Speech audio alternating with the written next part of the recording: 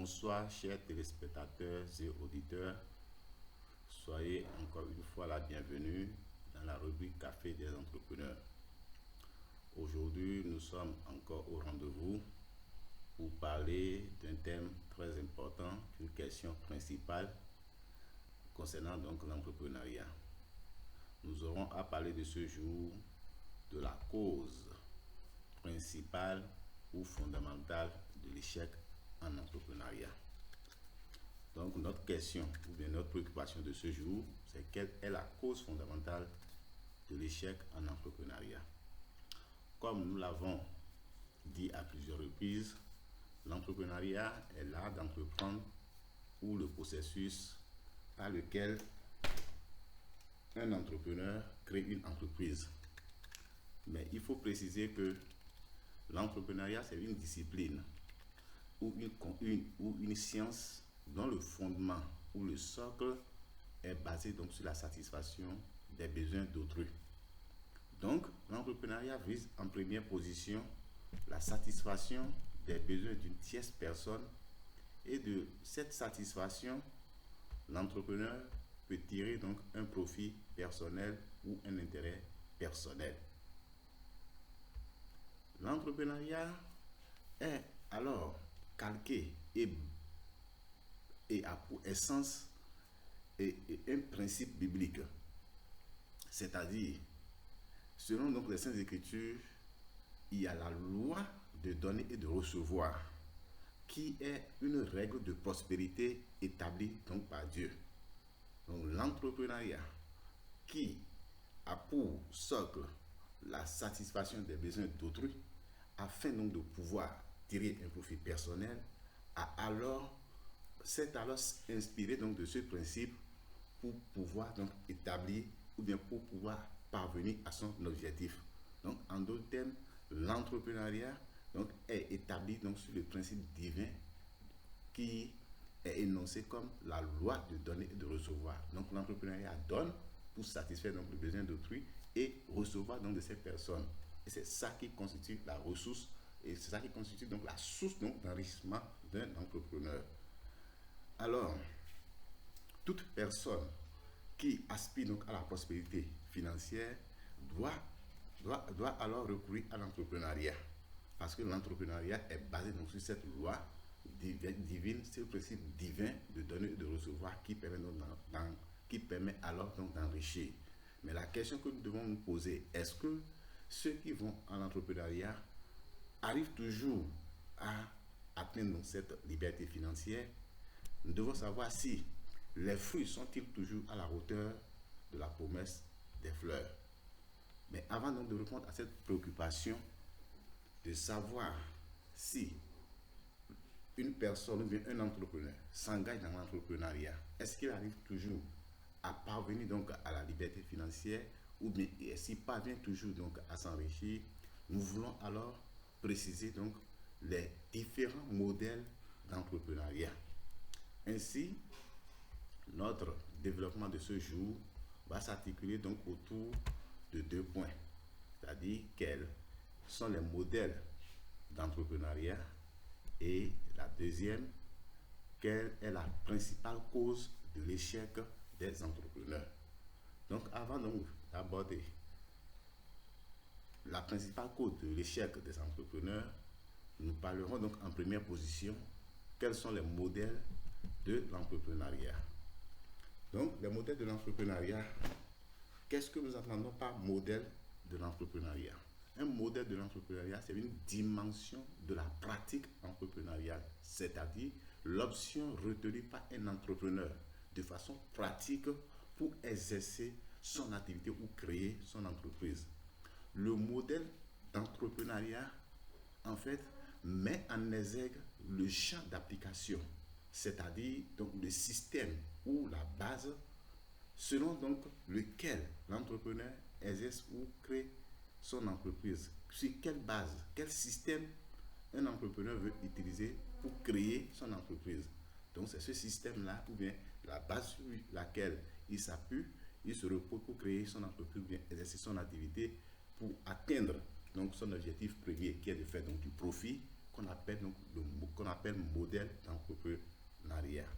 Et selon donc les aspirations et les motivations donc, de l'entrepreneur, on distingue trois modèles d'entrepreneuriat, à savoir l'entrepreneuriat économique ou conventionnel.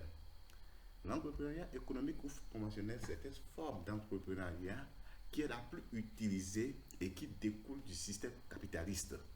Le premier rôle donc, de ce modèle d'entrepreneuriat, c'est donc la production, la création des biens et services marchands destinés à la vente en vue donc de tirer des profits qui seront repartis entre les différents acteurs.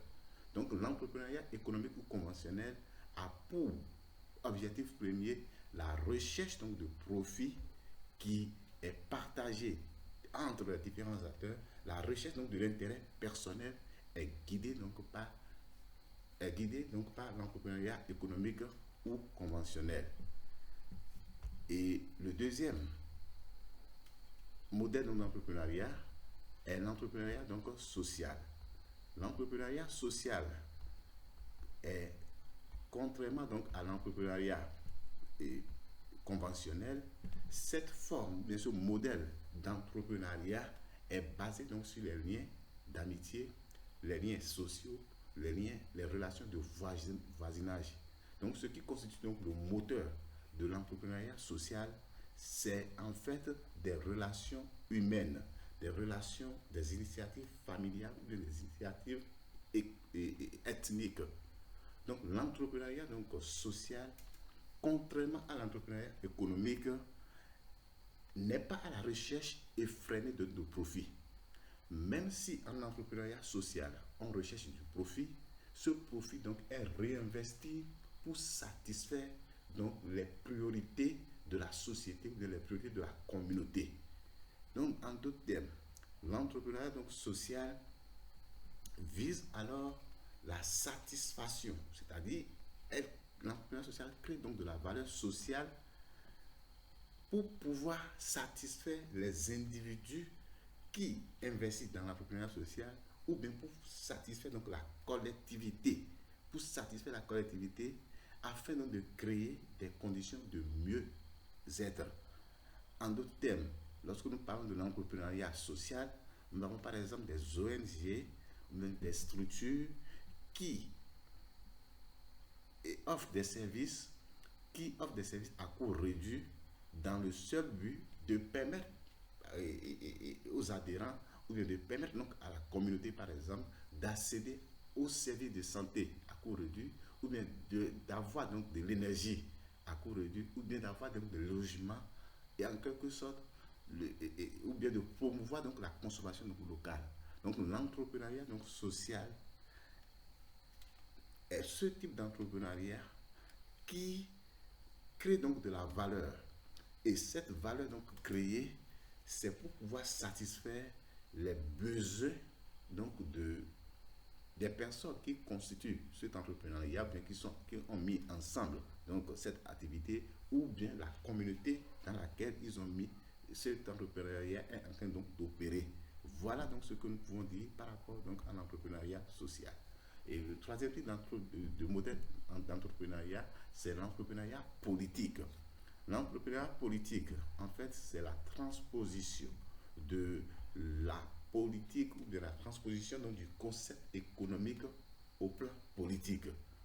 Donc ainsi, lorsqu'on parle de l'entrepreneuriat politique, cela consiste à quoi? Cela consiste en fait par un individu à détecter un problème ou une situation dans un milieu, dans une région, dans un espace donné. Et compte tenu de ses compétences, de ses moyens, il propose donc des solutions et mobilise l'action collective autour donc, de l'alternative retenue. En d'autres termes, l'entrepreneuriat politique consiste en fait à chercher des solutions pour une communauté, pour un pays, pour une région et de mobiliser alors l'action collective, c'est-à-dire de faire adhérer les personnes, ou bien le maximum de personnes dans cette région, dans cet espace géographique, de le faire adhérer donc à sa cause afin donc d'apporter une solution au problème qui a été détecté. Voilà ce que nous pouvons dire différents types, des différents donc, modèles de l'entrepreneuriat. La première question étant ainsi vidée, alors nous allons aborder la deuxième question qui est la cause. La deuxième question qui nous parle alors de la cause principale de l'échec des entrepreneurs. Quelle est la cause principale de l'échec des entrepreneurs? Alors, comme nous venons de le voir, l'entrepreneuriat conventionnel est le plus répandu des trois modèles ci des suscités.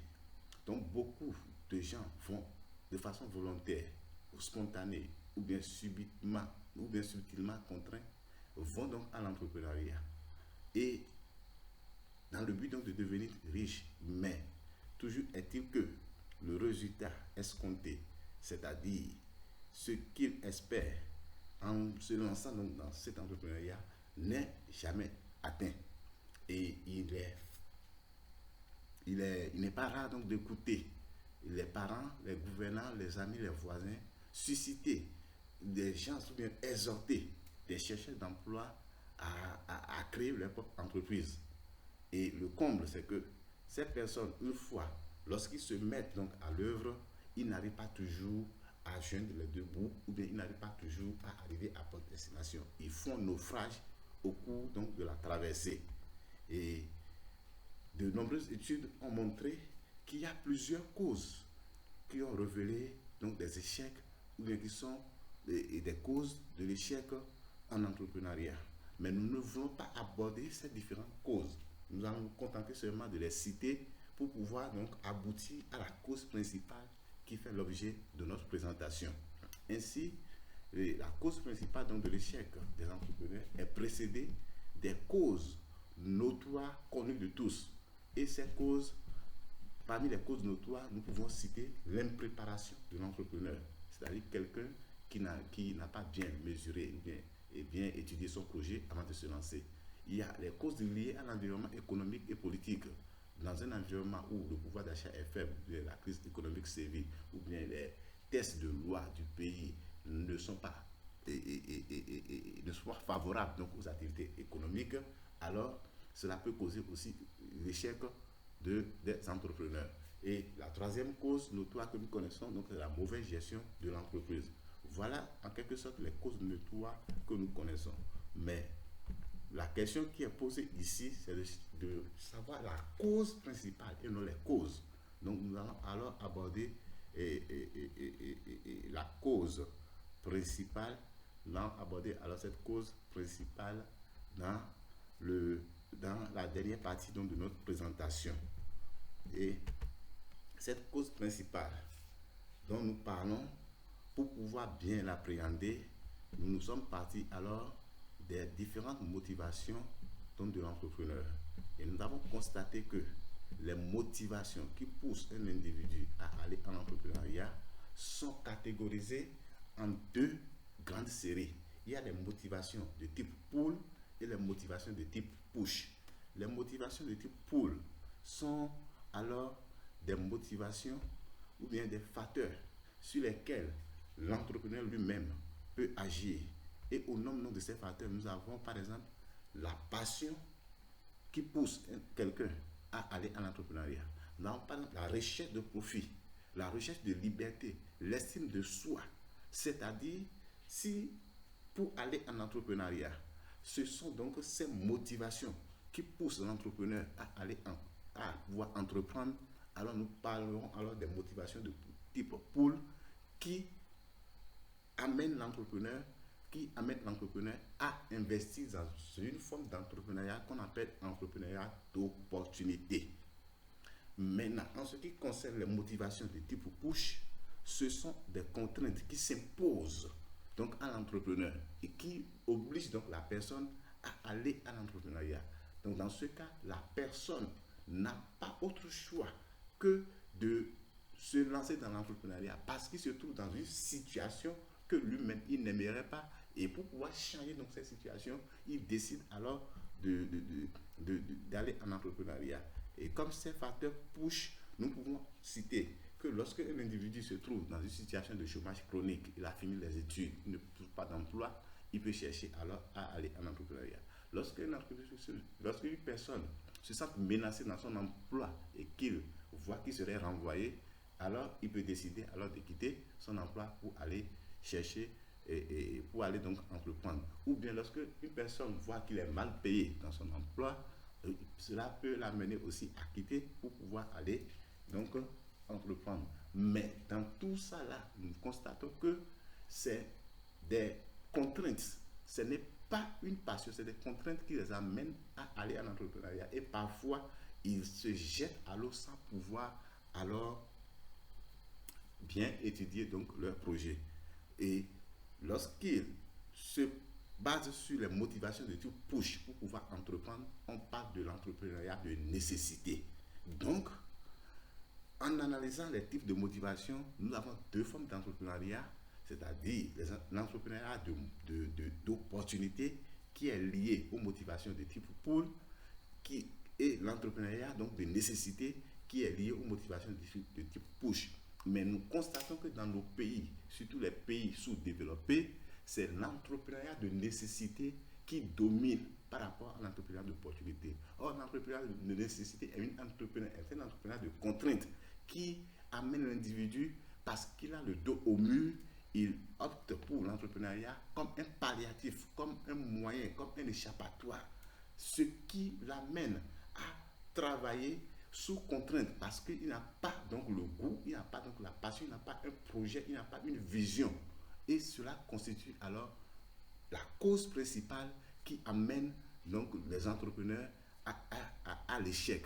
Voilà donc ce qui se passe parce que dans nos pays sous-développés, même les programmes d'études ne sont pas conformes et on pousse les individus, on pousse donc les étudiants, on pousse donc les personnes à aller entreprendre. N'importe qui, lorsqu'il a essayé toutes choses et qui se trouve maintenant et le dos au mur, la seule alternative qui lui reste, c'est d'aller donc à l'entrepreneuriat. Dans ce cas, ce n'est pas qu'il a trouvé une opportunité, mais il est contraint, il se trouve dans une situation qui l'oblige à aller en entrepreneuriat. Donc, il fait une entrepreneuriat de nécessité qui n'est pas la bonne forme d'entrepreneuriat. Et l'entrepreneuriat de nécessité conduit inévitablement à l'échec. Voilà comment nous pouvons expliquer la cause principale de l'échec de l'échec en entrepreneuriat dans nos pays. Merci beaucoup pour votre attention et à la prochaine.